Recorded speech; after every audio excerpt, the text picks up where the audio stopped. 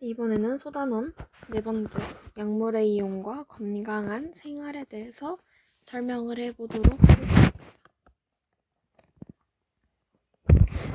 파스테르와 코의 연구 덕분에 20세기 들어와서는 감염성 질병이 종말을 고하는 것처럼 보였습니다. 그러나 감염성 질병이 줄어들면서 많은 나라의 정부에서는 공중보건기금을 삭감하면서 백신 접종을 하지 않는 일이 생겼는데요. 그래서 20세기 중반에는 사라졌던 박테리아성 질병들이 다시 발생을 했을 뿐만 아니고 항생제에 대한 박테리아의 저항성이 더 높아지게 되었습니다. 그래서 이번에는 항생제에 대한 이야기를 해보도록 할 건데요. 항생제 내성에 대해서 설명을 해보도록 하겠습니다. 과학자들은 내성을 보이는 박테리아를 제거하기 위해서 새로운 항생 물질을 약 8,000가지 정도를 찾아냈는데 박테리아는 모든 경우에 그에 대한 내성을 가지게 되었습니다. 이런 각종 항생제에 대한 내성을 지닌 세균들이 등장했기 때문에 슈퍼박테리아라는 게 발생을 하게 되었습니다. 그래서 이렇게 지금 사진을 보시면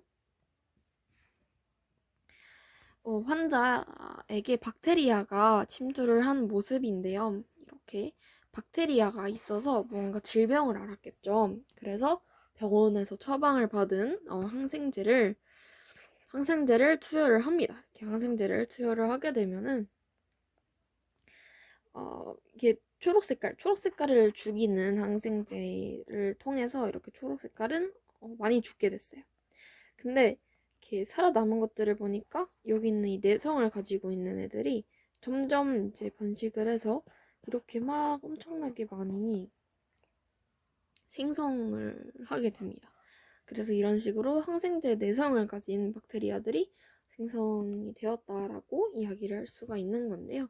그래서 이러한 것들이 다양한 경로를 통해서 다른 사람들에게 다 전파를 하게 됩니다. 그래서 결국엔 이거에 대한 뭐 항생제가 또 다른 항생제가 없다던가 뭐 이런 경우 좀 되게 심하면 사망을 하게 되는 이러한 굉장히 안 좋은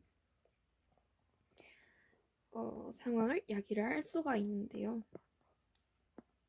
다음 장을 보면 항생 물질은 미생물을 전부 죽이는 것이 아니고 저항성이 약한 것들만 죽입니다. 즉 저항성이 있는 소수가 살아남는 환경인데요. 이들이 또한 번식을 해서 세력을 키우게 되면 기존에 쓰던 항생 물질은 영향력이 없어지는 것이겠죠. 그래서 페니실린을 사용한 후에 3년이 지난 1946년에 3년만 지났음에도 불구하고 포도상구균 박테리아가 내성을 보이기 시작했는데요. 그래서 다양한 감염증을 치료하기 위한 약물을 세계적으로 대량 공급함으로써 내성이 증가를 한 것이었어요. 그래서 결국에는 1952년 모든 포도상구균의 60%가 페니실린에 대한 내성을 나타내게 됐는데 현재는 95%, 거의 다가 내성을 가지고 있다라는 것입니다.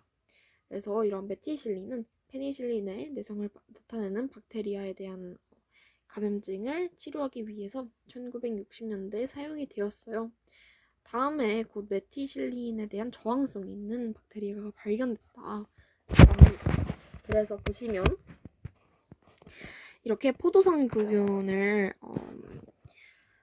좀 억제를 할 항생제로서 페니실린이 나타나게 되었는데 이런 페니실린을 넣어서 포도상구균이 없어졌음에도 불구하고 내성을 가진 박테리아들이 나타나게 되어서 결국에는 95% 정도가 내성을 가졌다라고 이야기를 하는 것이고요. 그래서 나중에 나타난 것이 메티실린입니다. 그래서 이러한 메티실린이라는 항생제를 통해서 포도상구균을 하게 되었고, 그래서 이러한 것의 이후 바로 그 다음 연도에 저항성을 나타나는 박테리아가 발견이 되었다라고 해요. 그래서 여기도 보시면 메티실린의 내성률을 보시면 한국이 굉장히 높은 수치를 기록을 하고 있는데요. 이런 것들을 보시면 좀 많이 우리가 이런 문제점들을 좀 강하게 인식을 해야 되겠다라는 생각을 하게 됩니다. 다음 걸 보시면 술에 대한 이야기가 나와요. 사람들은 건강한 삶을 살기 위해서 병의 예방 및 치료의 목적으로 약물을 이용을 합니다. 그런데 약물을 제대로 사용하지 않고 오용 또는 남용을 하게 되면 부작용을 초래해서 큰 해를 입기도 하는데요. 약물은 의사의 처방에 따라서 의학적인 치료나 예방의 목적으로 사용이 되어야 합니다. 하지만 약물을 의사의 처방에 따르지 않고 사용을 하거나 처방된 약을 제대로 사용을 하지 않는 경우가 있는데, 이러한 경우를 오용이라고 하고, 일정한 기준이나 한도를 넘어서 함부로 사용하는 경우를 남용이라고 합니다. 그래서 남용이 많이 이루어지는 약물에는 술이나 담배, 각성제, 마약 같은 것들이 있는데, 술의 주성분인 에탄올은 뇌와 신경작용을 저하시켜서 주의력이나 판단력을 떨어뜨리고 자제력도 잃게 해요. 그래서 다량의 술을 습관적으로 마시게 되면 여러 가지의 병에 걸리게 되고요. 그래서 말초신경 혹은 심장에 이상이 생기기도 합니다. 그래서 굉장히 늘 조심해서 술을 해야 된다라는 거.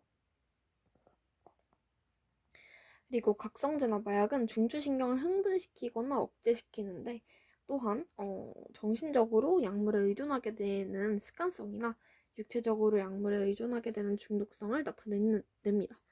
약물의 남용이 사람의 몸과 마음에 미치는 악영향이 매우 크기 때문에 치료 목적 외에 약물을 사용하는 것은 금지되어 있습니다. 일상적으로 많이 먹는 음식과 마시는 음료 속에는 카페인이라는 각성 효과를 나타내는 물질도 있습니다. 그리고 이제 약물을 어떤 식으로 투여를 하는가에 대한 설명을 해보도록 할 건데요. 약물을 투여를 하면 약물이 작용하는 곳에 잘 도착을 해야 돼요. 약물을 투여하는 방법은 대표적으로 입으로 먹는 거, 그리고 주사 방법이 있습니다.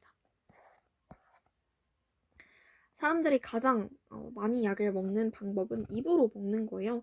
몇몇 화학 물질은 위산에 의해서 파괴되거나 소화 효소에 의해서 소화가 될 수 있기 때문에 먹으면 안 됩니다. 예를 들면 인슐린을 투여하려면 입으로 먹는 것보다는 주사를 놓아야 해요. 다음으로 행해지는 방법은 근육주사인데요. 자극이 강하고 통증이 있으며 효과가 빠르게 나타납니다.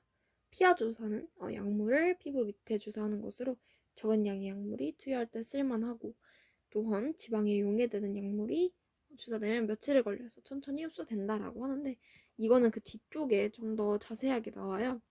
그래서 여기에 대해서 설명을 좀 더 해볼게요. 그래서 여기 좀 자세히 보시면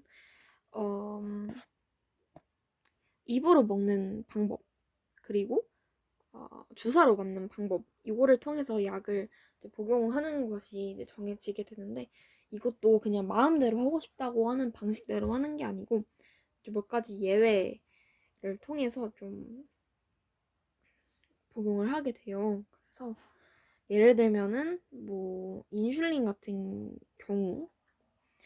경우는 위산에 의해서 파괴가 되거나 아니면은 또 소화 효소들에 의해서 여러 가지 화학 효과가 또한 나타날 수가 있기 때문에 적절한 곳에 이제 적절한 표적 기관에 잘 갈 수 있도록 적절한 위치에 주사를 해주는 게 좀 더 효과적인 부분이 될 수도 있어요.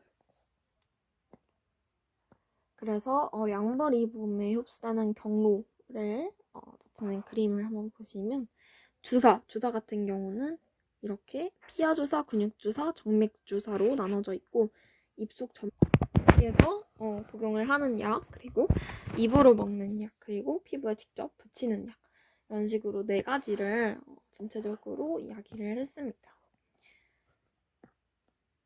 그리고 여기 나온 거에서는 이제 여러 가지 때문에 개인 위생을 철저히 하는 것이 필요하다라고 이야기를 하고 있습니다. 이렇게 1단원에 대한 설명이 모두 다 끝나게 되었고요. 나중에는 이제 2단원 식품에 대한 이야기로 넘어오도록 하겠습니다.